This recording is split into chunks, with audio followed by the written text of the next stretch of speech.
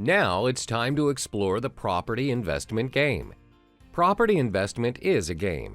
To some people, likening property investment to a game stirs a negative connotation. There is a huge amount of money involved in this investment, so why are we referring to it as a game? Well, the answer is simple. A lot of investors take it too seriously and forget that investing should also be fun, just like playing a game. Looking at property investment as a sport will be a lot less daunting and fun. Wouldn't you agree that we make more money when we're having fun? Let's look at the key principles in understanding the property investment game. Just like in a game, it's you against yourself.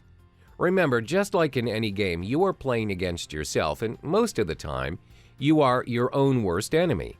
In property investment, this principle is important, very much like archery. It is never about the course, the weather conditions, or other participants. It is only focused on you as the archer and how you control your emotions when aiming for your target.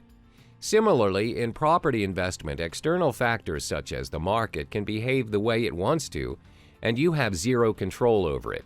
Remember, there's always something you can do to make yourself better and how you analyze and control the situation. While sprinters must maximize every muscle movement to improve their speed, marathon runners must maximize these movements for endurance. In a marathon, you need to take on 1 mile at a time where you need to pace yourself to reach the finish line. Sprinting in property investment may get you injured, and it will take a long time to recover. In any game, there needs to be a game plan. The biggest mistake that investors make is to participate in a game without a game plan. What are game plans? This will be later explained in the coming modules about how to start investing, which include the strategies to tackle and win the game.